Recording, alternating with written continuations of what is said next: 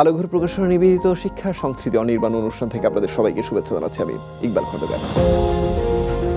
সাংবাদিকতার সঙ্গে কিভাবে সম্পৃক্ততা? মানুষকে পজিটিভ অর্থে তাস খেলা শেখানো যায়। আমার সেই কলাম প্রথম যেটা আমি লেখা শুরু করি নাম ছিল এসো ব্রিজ খেলি। এই বছরের বইয়ের নাম যদি আমি এটা রাখি অন্তর্বর্তী মব। পত্রিকার চাকরির চেয়ে টেলিভিশনের চাকরিতে একটা যে ক্যামেরা আমাকে নিতে হবে, ট্রাইপড ধরতে হবে এবং তারপর আমার অ্যাসাইনমেন্টটা কভার করতে হবে। তোমার আমার মাঝে হয়নি তো কম তর্ক, তবুও এখন চলছে ভীষণ শুভ সম্পর্ক।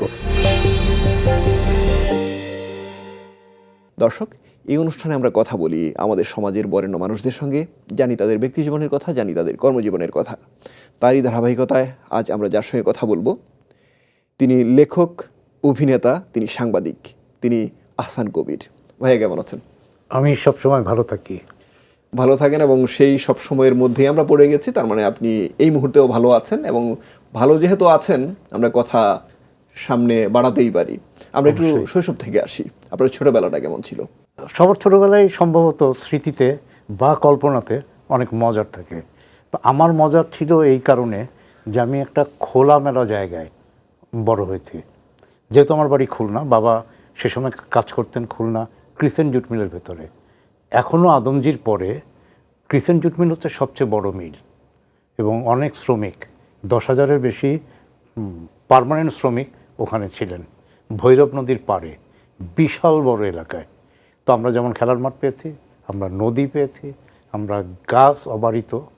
তো সেই সমস্ত জায়গায় মানে শৈশব অর্থে যেটা ছিল সেটা পাখি ধরা হোক, সেটি বাজারের টাকা চুরি করা হোক, সেটা নৌকা ভ্রমণ করা হোক এবং সেটা মানে পালিয়ে ছবি দেখা হোক, বাংলা ছবি, পুরো জিনিসটাই আমরা আসলে ওই সময় পেয়েছি এবং মানে দারুণভাবে এটা আমি এনজয় করেছি। আচ্ছা ভাইয়া, আপনাদের বেশ কজন ভাই বোন আছেন? সংখ্যাটা ঠিক আমি জানি না, কিন্তু তাদের ব্যাপারে একটু জানবো। কয়জন ভাই বোন ছিলেন আপনারা? আমরা মানে লাকি 7 জন। আচ্ছা। তো তার মধ্যে সংখ্যাগরিষ্ঠ হচ্ছে বোনরা, 5 জন বোন আর আমরা 2 ভাই। কিশোরকে মনে হয় আমার চেয়ে বেশি মানুষ এখন চেনে, মানে আহমেদ কবির ও কার্টুনিস্ট কিশোর হিসাবেই সবচেয়ে বেশি পরিচিত। একটু কিশোর ভাই সম্পর্কে একটু আলাদা করে বলতে চাই যে শুধুমাত্র কার্টুন আঁকার অপরাধে তিনি নির্যাতিত হয়েছেন, জেল খেটেছেন। এই মানুষটা আপনার ছোট ভাই, ছোটবেলা একসঙ্গে কেটেছে। আপনাদের সম্পর্কটা ওই সময় আসলে কেমন ছিল? বরাবরই কিশোর আসলে এক হারা একজন মানুষ, মানে এক হারা বললাম যে ও যেটি মনে করবে ছোটকাল থেকেই ওটাই হতে হবে, এরকম একজন মানুষ ছিল একদম খুব ছোটোকালে। এটি আমি ও জেলে যাওয়ার পরে 2টো জায়গায় লিখেছিলাম। একদম ছোটো বয়সে ওর ম্যানেঞ্জাইটিস হয়েছিল। তো ম্যানেঞ্জাইটিস হওয়ার পর থেকে এটা যখন ও সেরে আসলো তখন আমরা মানে অনেক কষ্ট করে খুলনা থেকে যশোর হয়ে বিমানে করে কিশোরকে আনা হয়েছিল এই ম্যানেঞ্জাইটিস অপারেশনের জন্য। তো তারপর থেকে ও যেরকম ছিল ঠিক তেমনই ছিল। তো পড়ালেখার চেয়ে ছোটোকালে যেটা দেখা যেত যে ইকবাল খন্দকারের সাথে সে কথা বলছে, তো ইকবাল খন্দকারের কথা শোনার চেয়ে তার ছবিটা সে এঁকে ফেলতো বসে, এবং সে খুব সুন্দর স্কেচ করতে পারে। সেখান থেকে আমি তাকে টার্ন করালাম হচ্ছে এই কার্টুনে। আচ্ছা ভাইয়া, এখন এই মানুষটা আপনার যখন ছোটবেলার বন্ধু হয়, শুধু ভাই না, ভাইয়ের বাইরে গিয়ে যখন বন্ধু হয় সেখানে আপনার লেখালেখির বিষয়টা চলে আসে। তিনি আঁকতেন আর তিনি লিখতেন। লেখার শুরুটা তখন কিভাবে হয়েছিল ওই বয়সে? এইটা 84 থেকে মানে আমি কলেজ পাস করে ফেললাম, আর 93-94 পর্যন্ত আমার মাথায় আসে নাই আমি কখনো লেখালেখি করব, নেভার। তো আমি নৌবাহিনীর চাকরি 91 সালে আমার যখন আমি চাকরি হারাই, তো তখন আমার মাথায় মনে হচ্ছিল যে আমি মনে হয় লেখালেখিটা করতে পারি। তো এর মাঝখানে 93 সালে আমি টুকটাক যে কবিতাগুলো সংগ্রহ করেছিলাম বা লিখেছিলাম বিভিন্ন জায়গায়, তো সেগুলো সংগ্রহ করে একটা বই বের করার কাজে হাত দিলাম। এবং সে সময় আমার সাথে আরেকজন একই বইয়ের 2 মলাট ভাগাভাগি করেছিলাম। নাম কষ্টে কষ্টে কষ্টি পাথর, কিন্তু লেখক 2 জন, কবি 2 জন। একজন আমি, আরেকজন হচ্ছে আসাদ আলম সিয়াম। সিয়াম হচ্ছে এই মুহূর্তে বাংলাদেশের পররাষ্ট্র সচিব। আচ্ছা। সে বুয়েটে পড়তো এবং সেও আর্কিটেকচারে পড়তো। তো আচ্ছা ভাইয়া, এটা তো আপনার লেখালেখির শুরুটা, তারপর সাংবাদিকতার একটা লম্বা সময় আপনার জীবনে গেছে, বা আপনি সাংবাদিকতাকে এতটা লম্বা সময় দিয়েছেন, সেই সাংবাদিকতার সঙ্গে কিভাবে সম্পৃক্ততা? সেটি হচ্ছে যে নৌবাহিনী থেকে চলে আসার পরে আমি শখ জেগেছিল আমি কিছুদিন জাহাজে চাকরি করি। এটা বেসরকারি আর কি, মার্চেন্ট শিপ। তো এই ইসের মধ্যে আমি দেখলাম যে সম্পূর্ণ নিউজ প্রিন্টের কাগজে ছাপা একটা পত্রিকা যায় দিন। তো এটা 93-এর দিকে। তো বিভিন্ন বিষয়ে তারা লেখা আহ্বান করছে, যেমন ভালোবাসা, চাইনিজ রেস্টুরেন্ট, চিঠি দিও। তো আমি কি মনে করে ভালোবাসার সংখ্যায় প্রথম লেখাটা পাঠালাম। খামের কোনায় ভালোবাসা উল্লেখ করতে হবে এরকম শর্ত দেওয়া থাকতো। শর্ত দেওয়া থাকতো। তো আমি ভালোবাসাটা হলো, তো সেই লেখাটা ছাপা হলো। তো তখন আমার কাছে মনে হলো যে আমি সমস্ত জায়গা দিন কিনে ফেললে ভালো করতাম, যে মানুষকে দেখাচ্ছি যে আমার একটা লেখা ছাপা হয়েছে। তো পরে চিঠি দিও, চাইনিজ রেস্টুরেন্ট, এগুলো যখন হলো তখন আমি একটা চিঠি পেলাম। শফিক রেহমান লিখলেন যে ঢাকা আসলে কখনো দেখা করতে, কারণ 3টা লেখার ঠিকানা 3 জায়গায় ছিল। ভব করে জীবনযাপন করছি তখন। তো সেই সময় আমি তার সাথে দেখা করতে গেলাম, এটি 95-এর। এবং এই 95-এ তার সাথে দেখা করতে যেয়ে আমি আসলে এই সাংবাদিকতার জগতে জড়িয়ে গেলাম। এবং উনি আমাকে এই মৌচাকে ঢিল, সে সময় জায়জাদিনের সহযোগী একটি পত্রিকা ছিল। তো সেখানে উনি চিন্তা করে দেখলেন যে তাস খেলা, মানুষকে পজিটিভ অর্থে তাস খেলা শেখানো যায়, বুদ্ধিবৃত্তিক হয়ে আর কি, বুদ্ধিমত্তার সাথে। তো আমার সেই কলাম প্রথম যেটা আমি লেখা শুরু করি, নাম ছিল এসো ব্রিজ খেলি। আচ্ছা ভাইয়া, এটা গেল লেখক জীবনের শুরু, তারপর সাংবাদিকতা জীবনের শুরু, এখন আরেকটা জীবন আপনার আছে, সেটা অভিনয় জীবন। অভিনেতা কবে থেকে হয়ে ওঠা? প্রথম কাজ? আমি অভিনেতা হতে পেরেছি এটা আমি কখনো দাবি করি না। প্রথম কাজ ছিল একটা ধারাবাহিকে, এবং সেটাও করেছিলেন আমার মতো একজন লেখক কিংবা কবি, টোকন ঠাকুর। উনি একটা ফানি সিরিয়াল করেছিলেন, নাম ছিল সেন্ট্রাল মেন্টাল হসপিটাল। প্রাইভেট চ্যানেলে প্রচার হয়েছিল। হ্যাঁ, তো সেইখানে আমি প্রথমে অভিনয় জড়িয়ে পড়ি। কিন্তু টেলিভিশনে কাজ করা কিন্তু তারও আগে। মানে আমি টেলিভিশনে জয়েন করি 2006 সালে। তো এই নাটকটা হয়েছিল, আমি যদি ভুল করে না থাকি, 2008-এর দিকে। তারপরেও ধারাবাহিক নাটক, সেটা ছিল এখন যে বিখ্যাত পরিচালক এবং অভিনেতা শারাফ আহমেদ জীবন, ওর নাটক। আচ্ছা, তারপরে আসলে আমি কিছুদিন প্রেজেন্টেশনও ছিলাম। তো সেখান থেকে কেমন করে নাটকটাই আমার কাছে বেশি আসতে লাগলো, আর আমি কোনো মানে কাউকে ফেরাইনি আর কি। আপনি বিভিন্ন চ্যানেলে উপস্থাপনা করেছেন। উপস্থাপনা আরেকটা জগৎ, অভিনয়, লেখালেখি কিংবা সাংবাদিকতার বাইরে। আমরা তো আপনার 3টা জীবন স্পর্শ করেছি, লেখক জীবন, সাংবাদিকতার জীবন, আর হচ্ছে অভিনেতা হিসেবে জীবন, আর উপস্থাপনা। হ্যাঁ, উপস্থাপনা যেটা, সেটি আমি মানে বিভ্রাট থেকেই ধরতে চাই। সেটি হচ্ছে এনটিভিতে একটা নিয়মিত ম্যাগাজিন অনুষ্ঠান হতো, বছরে 5 বার। তো ঈদ কেন্দ্রিক, তারপরে 3 জুলাই হচ্ছে এনটিভির জন্মদিন, সেদিন প্রচারিত হতো, 2 ঈদে হতো, কখনো কখনো 14ই ফেব্রুয়ারিতে হতো। এরকম 4টা বা 5টা পর্ব হতো, নাম ছিল বিভ্রাট। তো এই বিভ্রাটটা আমি প্রথম পর্ব সম্ভবত আমি লিখেছিলাম। এরপর থেকে এটা আমি উপস্থাপনা শুরু করি, এবং সেটি 4 বা 5 বছর ধরে আমি কন্টিনিউ করি। তারপরে হচ্ছে যে বৈশাখী টেলিভিশনেও কিন্তু আমি একটি গানের অনুষ্ঠান উপস্থাপনা করতে যে এই টেলিভিশনের চাকরিতে জড়িয়ে পড়ি। তো সেখানেও আমি একটা ম্যাগাজিন অনুষ্ঠানের কয়েক পর্ব করেছিলাম, নাম ছিল দাঁড়া দিয়া কর্তৃক। তো আমার কাছে মনে হয় যে পরবর্তীকালে কোনো না কোনোভাবে নাটকটা আমাকে এখান থেকে ছিনতাই করে নিয়ে গেছে। কিন্তু আপনার কাছে কখনো মনে হয়েছে যে এই 2টা কাজের মধ্যে কোনো পার্থক্য আছে, অথবা কোনোটা আপনার কাছে বেশি সহজ মনে হয় বা কোনোটা কঠিন মনে হয়? সেটা একটা কঠিন প্রশ্ন, কিন্তু রেডিও কিংবা টেলিভিশনে আমরা যেভাবে উপস্থাপনা শিখে এসেছি, সেটি অনেক শুদ্ধ ভাষায়, প্রমিত বাংলায় কথা বলাটা, এবং প্রত্যেকটা শব্দ যেন আমি শুদ্ধ উচ্চারণ করি, এরকম একটা পদ্ধতি আমাদের মাথার মধ্যে তখন ঢুকিয়ে দেওয়া হতো। পরবর্তীকালে হয়তো বা সেটি আর তার জায়গায় থাকে নাই, কারণ বিটিভি যখন আমাদের শিখিয়েছে, বা রেডিও আমাদের যেমন শিখিয়েছে, হ্যালো ভিউয়ার্স বলে আমরা কিন্তু টান দিতাম না তো। কিন্তু পরবর্তীকালে সেটাই এসছে, এবং অনেক বাংলা ওয়ার্ডের মধ্যে একই সাথে সমান্তরালভাবে অনেক ইংরেজি শব্দের যে আগমন, সেই জিনিসগুলো পরে এসছে অথবা রেডিওর মাধ্যমে এসছে। তো সেটা আছে আমার কাছে, মানে যে যেটা করে এবং খুব মন দিয়ে করে, আমি মনে করি সেটাকেই সে সিরিয়াসলি বা কঠিন বলবে।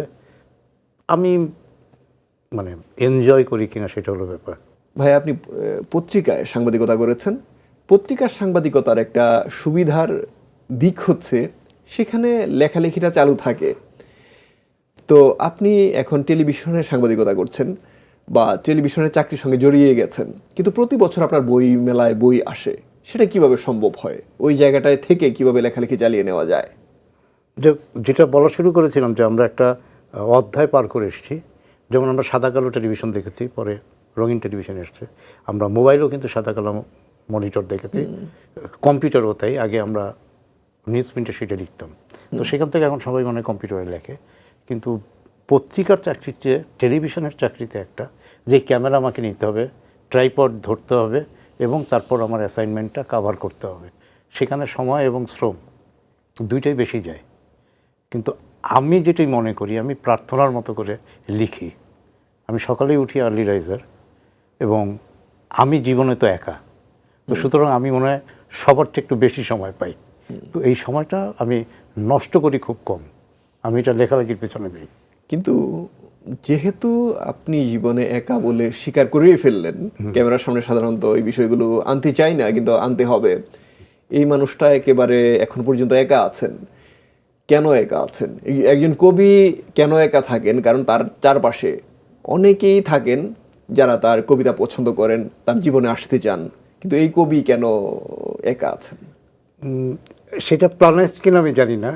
সর্বশেষ যে 3 লাইন আমি লিখেছি সেটা হচ্ছে এরকম: রাধা শুধু হাতছানি দেয়, কৃষ্ণ থাকে রঙ্গে, প্রেমের সকল বলিরেখার উল্কি আমার অঙ্গে, তবু আমি একলা থাকি সব বেদনার সঙ্গে। বাহ ভাইয়া, এই যে গানের কথা বললেন, আপনি গীতিকার, এটা আলাদা একটা পরিচয় আপনার। গান এবং গীতি কবিতা একই জিনিস যদিও আমরা ধরি, কিন্তু কবিতা এবং গানকে একটু আলাদা করা যায় নানা কারণে। হয়তো একটা কবিতা গান হয়ে উঠতে পারে, তবু একজন গীতিকার আলাদা করেই লেখেন একটা গান, এবং আপনি সেটা করেন। গানের সঙ্গে কীভাবে যুক্ত হওয়া? আমি আসলে গানের কাছে যাইনি, গান কোনো না কোনোভাবে আমার কাছে চলে এসেছিল। কেমন? কেমন করে? প্রথম যে মানুষটা ধারণা করেছিল যে আমি হয়তোবা গান লিখতে পারবো, সেই মানুষটা হচ্ছে তমাল। তমাল আমার কাছে কিছু গান নিয়েছিল। তো তমাল সেইটা প্রথম মনে হয় 2003 বা 4 সালের দিকে 2টো অ্যালবামের কাছে হাত দেয়। একটা হচ্ছে সাতরঙা সাতজন, তো সেখানে পার্থবড়ুয়া যেমন ছিল, পথিক নবী তেমন ছিল, এই যে জেন সুমন মারা গেছে সেই ছিল। আর আলাদাভাবে জেন সুমনের একটা অ্যালবাম করলো, সেখানে আমি 7টা গান লিখেছিলাম। ফ্রি কালচার শিরোনামের গানটা পরশ মাহবুব লিখেছিল, মার্জুক রাসেলের গানও সেখানে ছিল। তো সেখান থেকে আসা। এরপরে যে মানুষটা, তা আমি বলবো, যার তমালের পরে সবচেয়ে বেশি গান শুরু করেছে, জিয়াউল হাসান পিয়াল। মানে সবাই ওকে ডিফারেন্ট টাচের পিয়াল হিসেবেই জানে। এই দুটো মানুষ আমার গান শুরু করেছে। আপনার সহকর্মীও বটে। হ্যাঁ, কিন্তু মাঝখানে একজন মানুষ এসেছিল, যেই মানুষটার সাথে আমার গান নিয়ে উঠা বসা হয়েছে, তার নাম তানভীর তারেক। আচ্ছা। সে আমার কয়েকটা গান নিয়ে সে নিজে গেয়েছে, সুর করেছে, এবং সেই গান হয়তো বা টুটুল ভাই গেয়েছেন, এসআই টুটুল। সেই গান খালেদ ভাই গেয়েছেন, ও নিজে গেয়েছে, এরকম। আচ্ছা, এবার যদি বই প্রকাশের কথা বলি, বই প্রকাশ সম্পর্কে খানিকটা বলে ফেলেছেন একটু আগে, কিন্তু এখন আপনি যে ধরনের বই লিখছেন, মাঝখানে অন্য ধরনের বইও লিখেছেন, একেবারে কবিতার বই, কিংবা ভালোবাসা মরে যায় মুগ্ধতা মরে না, আপনার খুব বিখ্যাত একটা লেখার শিরোনাম কিংবা লাইন, উপন্যাসের নামও বটে। এই যে নানা রকম লেখা আপনি মাঝখানে লিখেছেন, এখন স্যাটায়ার লিখছেন বেশি, কিন্তু এই পরিবর্তনটা কেন? আমি আসলে রাজনৈতিক রম্য, এটি আমি শিবরাম পড়ে অথবা তারাপদ রায় পড়ে অথবা সঞ্জীব পড়ে বড় হয়েছি। কিন্তু পরে দেখলাম আমাদের এখানে যারা রম্য লেখে, তার মধ্যে পলিটিক্যাল রম্যটাই মানুষ নেয়। তো সেই পলিটিক্যাল রম্যতে আমি জড়াই পড়লাম মূলত শফিক ভাইয়ের এই যে জায়জাদিন পত্রিকায় জয়েন করার পর থেকে। শফিক রেহমান। তো সেখান থেকে প্রতি বছর আমি বলি হচ্ছে মলাটবন্দি বাংলাদেশ। তো এইটা খুব বেশি ফ্লারিশ করেছিল যখন প্রথম আলো আলপিন বের করে। একদম আলপিনের প্রথম সংখ্যায় যে মূল লেখাটা, যেটা গজাল নামে ছিল, সেই লেখাটি আমার কাভার স্টোরি। তো আমার প্রথম বইয়ের নাম কিন্তু গজালের চেয়ে আলপিন বড়, দ্বিতীয়টা হচ্ছে আলপিন ঝালপিন, তৃতীয়টা হচ্ছে আলপিন হাতে ছাগলের দেশে। আমার আলপিনের লেখার সংকলন এই 3টা বইতে আছে। এইটা 2000 থেকে শুরু। এরপরে প্রতি বছর আমি বছরে যত ঘটনা ঘটে বাংলাদেশে এবং বাইরে, এই বিখ্যাত ঘটনাগুলো আমি মানে রম্য দৃষ্টিভঙ্গিতে লিখে থাকি। আপনার কথা শুনছিলাম, আরও কথা শুনবো, তবে তার আগে একটা ভিন্ন প্রসঙ্গ। আমাদের যারা পৃষ্ঠপোষক আলোকের প্রকাশনা, তারা একটা কাজ করেন, সেটা হচ্ছে দেশের প্রত্যন্ত অঞ্চলে যে স্কুলগুলো আছে সেখানে বইমেলা করেন। ঢাকায় তো করেনি, কিন্তু সে জায়গাগুলোতে যারা বিশেষ করে বই পায় না বা বইমেলায় আসতে পারে না, কিংবা পাঠ্য বইয়ের বাইরে হয়তো সেভাবে বই পড়ার সুযোগ হয় না, তাদের হাতে বই পড়ে দেওয়ার একটা কার্যক্রম তারা সারা বছর চালিয়ে থাকে। এই বিষয়টাকে আপনি কিভাবে দেখেন? খুবই ভালো উদ্যোগ। মানে আমি ব্যক্তিগতভাবে কি করি, আমাকে কোনো বিয়ের দাওয়াত দেওয়া হলে আমি যাই দেই উপহার, আমি তার সাথে একটা বই জুড়ে দিতে চাই। তো এই অভ্যাসটা যদি মানুষের থাকে, এবং যারা আসলে বই পড়তে চায় কিন্তু পায় না, তো বিশ্ব সাহিত্য কেন্দ্রের সাহিদ স্যার কিন্তু গাড়ি করে বই পাঠাতেন মানুষের কাছে। কিন্তু এইভাবে যদি কোনো উদ্যোগ নেওয়া হয়, আমি মনে করি কোনো না কোনোভাবে এটা মানুষের কাছে যাবে। ভাই, আপনি দৈনিক আমার দেশের ফান সাপ্লিমেন্ট ভীমরুল দেখেছেন দীর্ঘদিন। দেখা মানে পত্রিকার ভাষায় সম্পাদনা করাকে আমরা দেখা বলি। সেখানে যারা লিখতেন তারা অনেকেই এখন প্রতিষ্ঠিত লেখক কিংবা লেখালেখির জায়গাটায় আছেন। তারা যখন প্রথম লেখা নিয়ে আপনার কাছে আসে, তখন কিন্তু একেবারে কাঁচা হাত আপনাকে তৈরি করে নিতে হয়। এই যে লেখক তৈরির একটা ব্যাপার, সেটা আপনাকে করতে হয়েছে জীবনের একটা পর্যায়ে। সেই অভিজ্ঞতাটা কেমন ছিল আসলে? সেটাকেই আমার কাছে মনে হতো যে আমি হয়তো বা কিছু করছি। একটা যে স্বপ্ন, লেখালেখি একটা স্বপ্ন, এখন যে বাগান করা একটা স্বপ্ন, ইভেন যে ভ্রমণ করে সেটা একটা স্বপ্ন, এটি মনের মধ্যে ধরিয়ে দেওয়া এবং এটা ফ্লারিশ করা, আমি মনে করি এগুলো পবিত্র কাজ। তো সেটি আমি করতে পেরেছিলাম মূলত 2টো পত্রিকায়। প্রথমটা হচ্ছে খবর আছে, এটি ছিল দৈনিক মানব জমিনের ফান সাপ্লিমেন্ট। পরে হচ্ছে আমার দেশ, সে ভীমরুল করলো, এই দুটো আমি সরাসরি দেখতাম। আর আলপিনের কোনো না কোনোভাবে আমি জড়িত ছিলাম, সেটা লেখালেখি অর্থে বা অনেক সময় প্ল্যানিংয়ের সাথেও জড়িত ছিলাম। সুমন্ত আসলাম সে দেখতো। কিন্তু এই যে মানুষগুলো, সুমন্ত আসলাম অথবা আমার সামনে এখন যে আছে ইকবাল খন্দকার অথবা রবি, সেও কোনো না কোনোভাবে এই ফান সাপ্লিমেন্টারি সৃষ্টি, বিচ্ছু সম্পাদক আসিফেন রবি অথবা ইভেন ইয়ার্কির শিবু নাসের, তারা তো মানে এই ফানের মাধ্যমেই বাংলাদেশের মানুষকে নিজেদের চিনিয়েছেন। এর বাইরে যদি বলি, আপনার কবিতা চর্চা কতটুকু হচ্ছে? কারণ ফেসবুকে আপনার কবিতার চর্চা আমরা দেখি, হয়তো পুরনো কবিতা দিচ্ছেন, নতুনও লিখছেন, কিন্তু কবিতা নিয়ে আসলে পরিকল্পনাটা কোন পর্যায়ে আছে? একই সাথে কবিতা এবং গান দুইটাই আমার মাথার মধ্যে খেলে। তো সেই দুটো আমি চিন্তা করি যে আমি কিভাবে এটা কাজে লাগাবো। তো যেটা আমার কাছে মনে হচ্ছে সুর করা কঠিন হবে, তো সেইটা আমার কবিতার ফরম্যাটে থেকে যায়। আশা ছিল, ভেবেছিলাম বিরোধী মতকে করতে দেবে ভুল খোঁজার, হঠাৎ তুমি পাঠিয়ে দিলে বুলডোজার। তো এইটা সমসাময়িক জিনিসগুলো। আবার আমার কবিতা দিয়ে আমার কাছে মনে হয় যে সম্ভবত আমি খালেদা জিয়াকে স্মরণ করলাম। হতে পারে যে শোক নিজে শোকাহত নাগরিক সভার, যতটুকু ছিলে তার বেশি আছো হৃদয়ে সবার। এটা সমসাময়িক মনে হতে পারে, কিন্তু এটা আমার মাথায় ঘুরে যে আমি আসলে থাকলে বা এখন শীত নিয়ে কি লিখতাম, বা সম্পর্ক নিয়ে কে লিখতাম। তোমার আমার মাঝে হয়নি তো কম তর্ক, তবু এখন চলছে ভীষণ মানে শুভ সম্পর্ক, এরকম কিছু জিনিস। আমি ছন্দ ভাঙতে, শব্দ ভাঙতে পছন্দ করি। ভাই, আমরা তো শেষ দিকে চলে এসেছি, শেষ প্রশ্নটা একটু করি। আমরা খুব কমন একটা কথা জিজ্ঞেস করি যে পরিকল্পনা কি, কিন্তু আপনি খুব বেশি পরিকল্পনা করে কাজ করেন না। তবু যদি বলি যে লেখালেখি, অভিনয় বা সাংবাদিকতা ইত্যাদি বিষয়ে যদি ছোট করে পরিকল্পনাটার কথা আমাদের জানান। পরিকল্পনা করে আমি একটা কাজই করেছি এক জীবনে, সেটি হচ্ছে আমার কাছে মনে হচ্ছে আমি কিছুদিন ক্যাডেট কলেজে এবং নৌবাহিনীর চাকরি করেছিলাম। তো এরপরে মোহাম্মদপুরের 196 শাহজাহান রোডের একটা বাসায় ভাড়া থাকতাম, কেউ জানতো না, আমার পরিচিত কেউ জানতো না।